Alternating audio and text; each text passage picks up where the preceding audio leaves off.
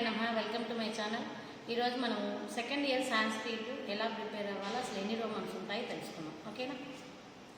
Second year Sanskrit దీంట్లో ఓవరాల్గా 16 Romans ఉంటాయి. 16 రోమన్స్లో కూడా ఏ ప్రిపేర్ అవ్వాలో, ఏ లెసన్స్ ప్రిపేర్ అవ్వాలో చూద్దాం.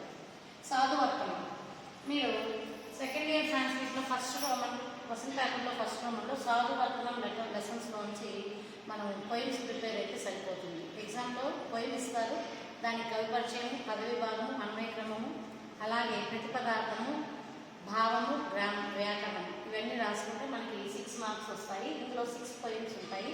6 పోయిమ్స్ ఇంపార్టెంటే.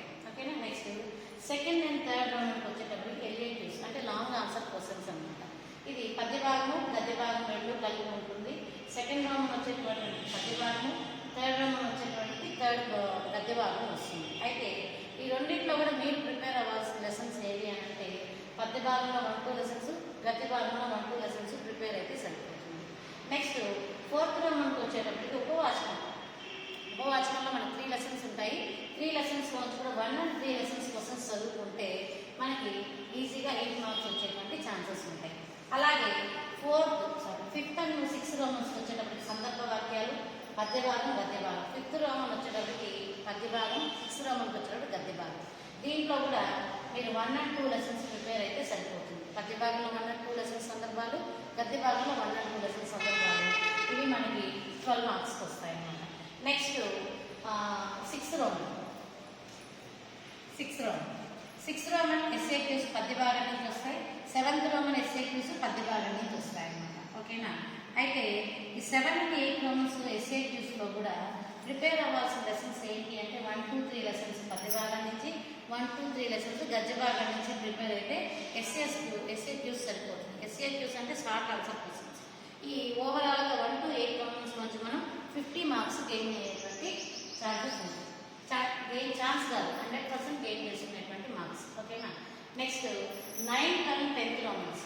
ఈ 2 రోమన్స్లో కూడా 9th రోమన్ వచ్చేటప్పటికి పద్య భాగం డిఎస్ఏక్యూస్, 10th రోమన్కి వచ్చేటప్పటికి గద్య భాగం డిఎస్ఏక్యూస్. దీంట్లో చాయిస్ ఉండదు కాబట్టి అన్ని క్వశ్చన్స్ అంటే అన్ని లెసన్స్లో క్వశ్చన్స్ చదవాల్సి ఉంటుంది. అయితే డిఎస్ఏక్యూస్ అంటే ఏంటి అంటే very short answer questions.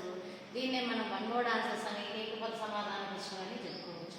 Next 11th రోమన్కి వచ్చేటప్పటికి లెటర్స్, పత్రాలు ఉంటాయి. వాటిలో 1-2 లెటర్స్, 4 లెటర్స్ ఉంటాయి. మనం 1-2 ప్రిపేర్ అయితే ఇందులోంచి ఖచ్చితంగా ఒకటి మనకి వస్తుంది అనమాట. అలాగే 12th రోమన్స్, 13th రోమన్ సందులు ఉంటాయి. అన్ని సందులు ప్రిపేర్ అవ్వాలి. చుత్వ సంధి, శుత్వ సంధి, జత్వ సంధి, అనునాసిక సంధి, విసర్గ సంధి, అన్ని సందులు ప్రిపేర్ అవ్వాల్సి ఉంటుంది. అలాగే 14th రోమన్కి వచ్చేటప్పటికి శబ్దాలు, పుల్లింగ శబ్దాలు, స్త్రీలింగ శబ్దాలు చదువుకొని నపుంసకలింగ శబ్దాన్ని చాయిస్ పెట్టుకోవచ్చు. 3 ఇస్తారు, 3 నుంచి 2 రాయాలి. ఈ 2 ప్రిపేర్ అయితే సరిపోతుంది.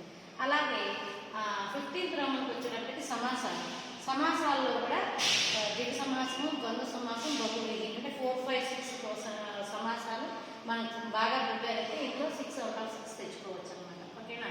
అలాగే వాక్య శుద్ధీకరణం అంటే కరెక్షన్ ఆఫ్ ద సెంటెన్సెస్ అన్నమాట. కాబట్టి ఇవన్నీ కూడా గ్రామర్ పాయింట్స్ కిందకి వస్తాయి. ఇవన్నీ కూడా చదువుకుంటే మనకు ఇందులో 50 మార్క్స్ అంటే ఈజీగా 99 మార్క్స్ తీసుకొచ్చేటువంటి ఛాన్సెస్ ఉన్నాయి. అయితే ఇంకొంతమంది మాకు ఇది అవసరం లేదు మేడం, మేము ఆబ్జెక్టివ్ బేస్డ్ ఉన్నాం, మాకు ఏమన్నా ఇంపార్టెంట్ జస్ట్ మాకు ఒక 60-70 వచ్చేటట్టు ఏం ప్రిపేర్ అవ్వచ్చు అని అంటే ఈ రోమన్స్ అన్నీ అంటే 9th to 10th Romans prepare అయితే కంప్లీట్గా 50 మార్క్స్ వస్తాయి. అదేవిధంగా శ్లోకాస్, ఎలియేటివ్స్, ఉపవాచకం క్వశ్చన్స్ తీసుకుంటే ఓవరాల్గా మనకి 70+ మార్క్స్ స్కోర్ చేసేటువంటి ఛాన్సెస్ ఉంటాయి. ఇంకా ఏమైనా డౌట్స్ ఉంటే కామెంట్స్లో పెట్టండి, మీకు డౌట్స్ అన్ని క్లారిఫై చేస్తాను.